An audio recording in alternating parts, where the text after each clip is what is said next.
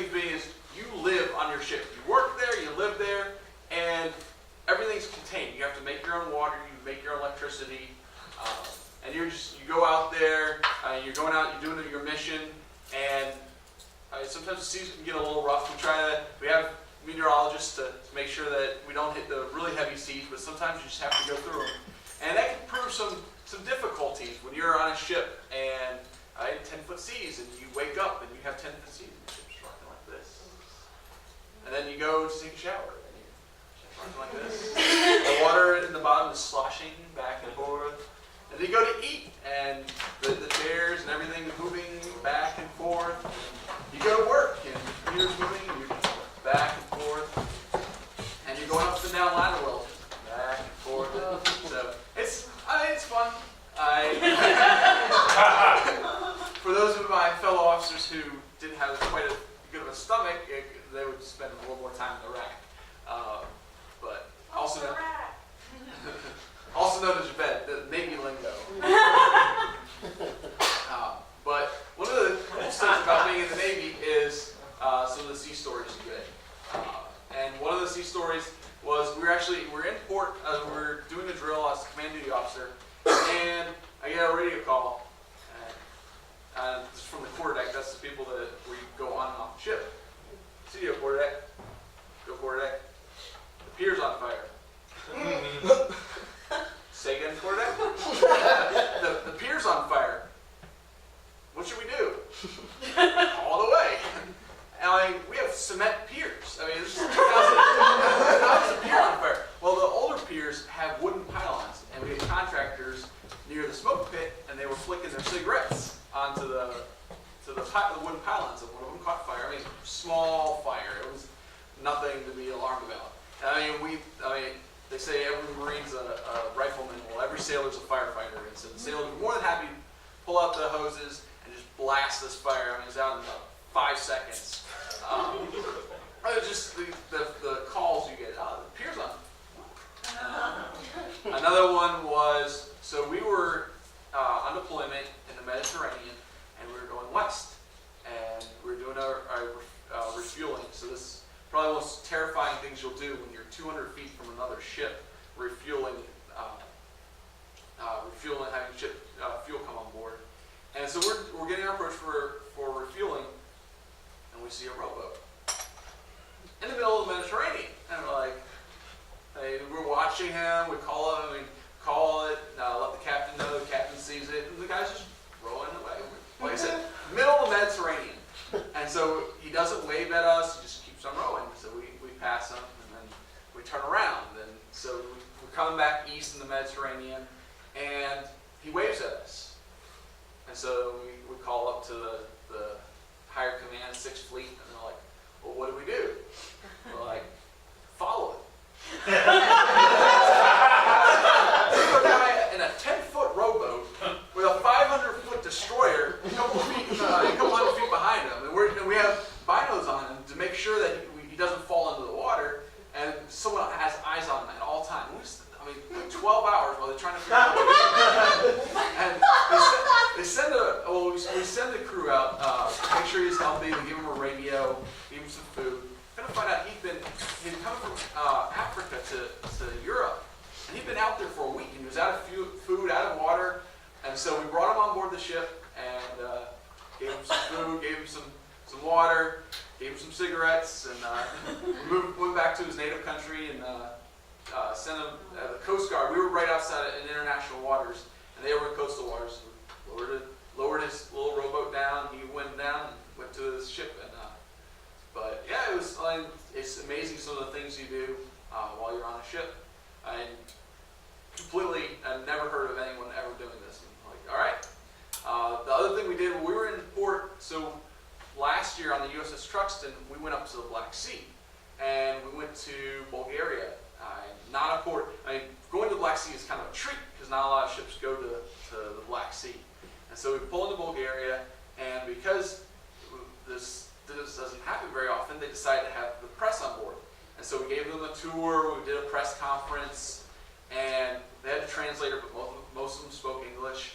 And so the captain starts the press conference, and he goes, all right, well, I'm glad you guys were able to take tour of the USS Truxtun. You're welcome to ask any questions, but we can't talk about future operations. Any questions? First question. How long will you be in the Black Sea? Well, that's future operations. I can't tell you. And it's like, next question. When will you be leaving Bulgaria? Future operations. Like, we can't tell you. Someone asked another question. Third question. What's your next port visit?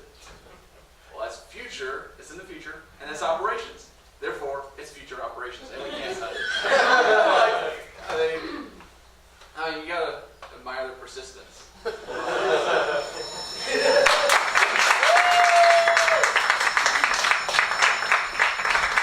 So I gotta tell you, working at Starbucks isn't like working at other jobs. We work here, we sleep here, we drink water here, and that's just how we do it here. We do not leave. That's just how it works. I just need to make sure you're all right with that. Yeah, I'm on board. I said goodbye to my family today. Okay, great. This is a 6-month deployment. Yeah. You know, there's limited internet access. If you find you doing it, it's a whole shutdown of the facility. Really? Yeah. You can't like check on Facebook and say, hey, I'm at Starbucks. It's just a policy right there. If you do a post, hey, I'm at Starbucks, Yeah. that's okay. Well, there's so many of them though, nobody would know which one. Yeah, but you really can't get any more specific than that, or that like, that's against policy right there. I'm sure you understand. Yeah, so don't say you're at like the one near Macy's. Whoa. Yeah, even if you don't specify which Macy's, there's a lot of Macy's as well, yeah. Yeah, just a lot of, yeah. I'm glad you're fine with our corporate policy here at Starbucks. I respect corporations and their Okay. policies. Okay, I appreciate that. The team player. Okay, that's good. That's good to hear. Yeah. You'll be sleeping basically right here. So it's kind of like, you know, by day we serve customers here. By Yeah. night, just a couple Just of under sleeping bag. Yep, under the. Espresso machine. Exactly. Probably is warm, right? I I mean, every suppose once in a while I'll get a water droplet on me. It'll probably be warm water. it's relatively warm. Yeah. Okay. Yeah. There'll be, you know, the 15 others that work here. We'll rotate out. Can I? Oh, sorry, this is a weird question. No, yeah. Am I allowed to write letters like, to my family and friends? Absolutely, as long as you save them till after the deployment to send out. That's Wait, I can't. Like when the mail bag comes, I can't just hand them a letter. you can hand him the letter after the end of the deployment. That's fine. This is our daughter. She's in the Starbucks. Oh, she's so cute. That's right. The uniform. Yeah. We're so proud of her. We're so proud. Yeah, I don't know like what the rules are at Starbucks now. Like if I can ask or if you can even tell, but where is she going next? Oh, we cannot discuss that, unfortunately. No discussion of future daughter operations can be brought up, but Look, she got look at the pin. It's got her name on it. Yeah. Oh, She makes us so proud. yeah. that's cute. So Dear Mom and Dad.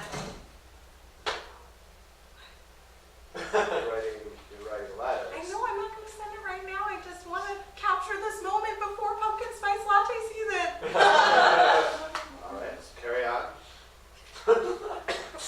Smells like fall. That's fine so far. Is Nope, it okay? That's fine. I imagine you're going to read this and tell me whether or not it's okay to. I like listening to it while you write it. I do have that. I like to be a hands-on man. Listen, I have a thing where I can like hear my words coming back into my head. So that's why I have to speak out loud when I'm writing. That's fine. Okay. Okay. Carry on. Well, can you tell me a little more about Mission Pumpkin Spice Latte? Sure. The operation is dedicated towards getting more customers. Yeah. through marketing. Captain, sorry to interrupt. We've got a milk spill out on the deck. I mean, it's like You just got that milk! it's only like this big, but I think we're also milk cleaner uppers too, right? Every one of us. If I'm nothing if not a milk cleaner upper. Let's get out of and clean up some milk. Okay. We're gonna have to order more. Oh boy. Hey guys, can we have a family meeting in the living room? Can I have you guys in here for a family meeting real fast? Cool. You can bring. I know you're working on that coffee, so go ahead and of course the dog. Bring the dog.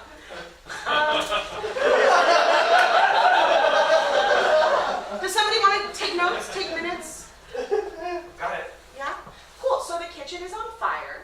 Yeah, there's a fire in the kitchen. Right now? Mhm. Okay. Yeah, so we're going to want to take care of that pretty soon.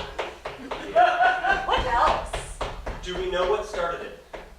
Oh, Should we, I'm yeah, sorry. sure. Should we deal with old business first? You know what? You are so right right now. I'm getting ahead of myself.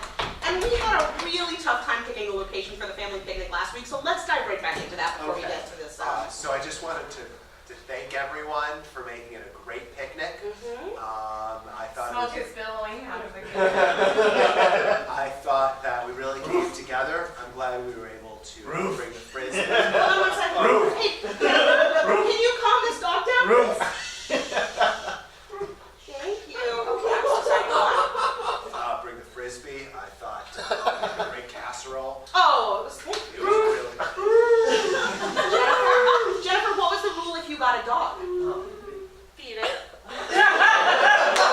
That was number 1 of 4 rules. Walk it. Sure, not the one I'm referring to. Go on. Love it. Of course, certainly. And don't let it howl. That's right. And right now, your dog is being a little frenetic. But Mom, it's a Dalmatian. Those things hate fucking fires.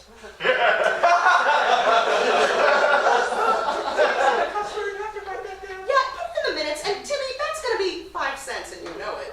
Go on, I'm so sorry. Thank you. Anyway, I just wanted to say we really did a great job coming together with the picnic, and are you listening? Okay. Timmy? Flames are licking themselves every now. Wait, what? Are licking? Jennifer, So- I will send that dog right back to the pound. I'm so sorry, Grandpa. That's all right. Go on. Well, no need to spend any more time at old business. There's Oh, new you business. worked really hard on this summary. Thank you. I was. Well,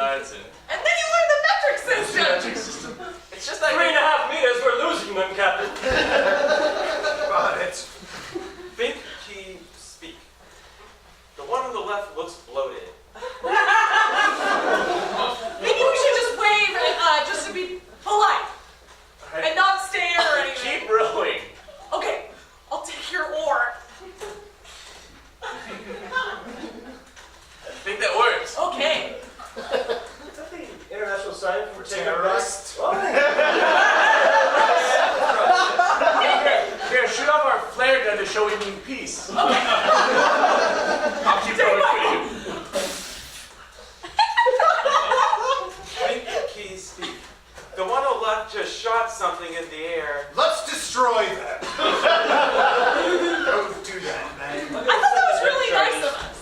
You know, it's a nice rose color. It's really sweet. It And means love. yeah, we know that. We're qualified. We're qualified in love. for love. Yeah. I hope they have their love qualifications. I bet they don't. We're really smart.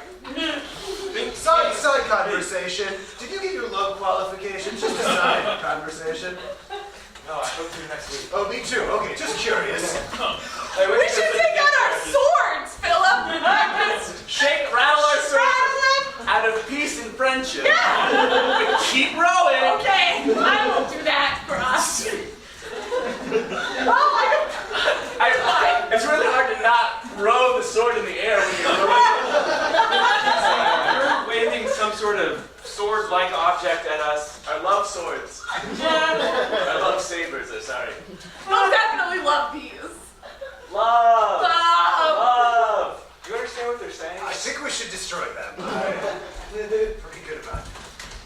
Well, congratulations, you successfully outran the Army. I'm sorry, the Navy, but they're the Army of the Sea, you understand. Looks like you both have earned your qualifications to become parents.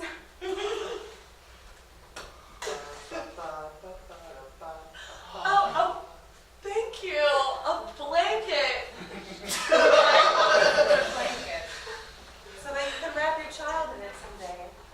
Oh, you got one too, Philip. Now that you have these, go forth. Make babies.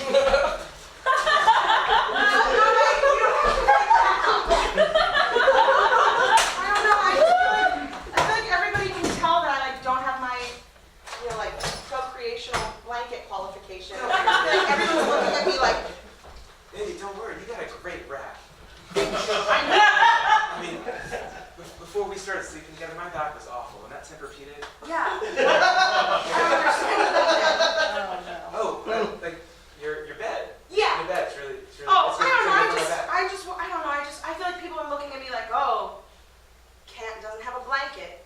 You know what I mean? You can't even tell. You can't even tell. No, you can barely even notice Do it. you think it'd be weird if I started wearing a lot of scarves?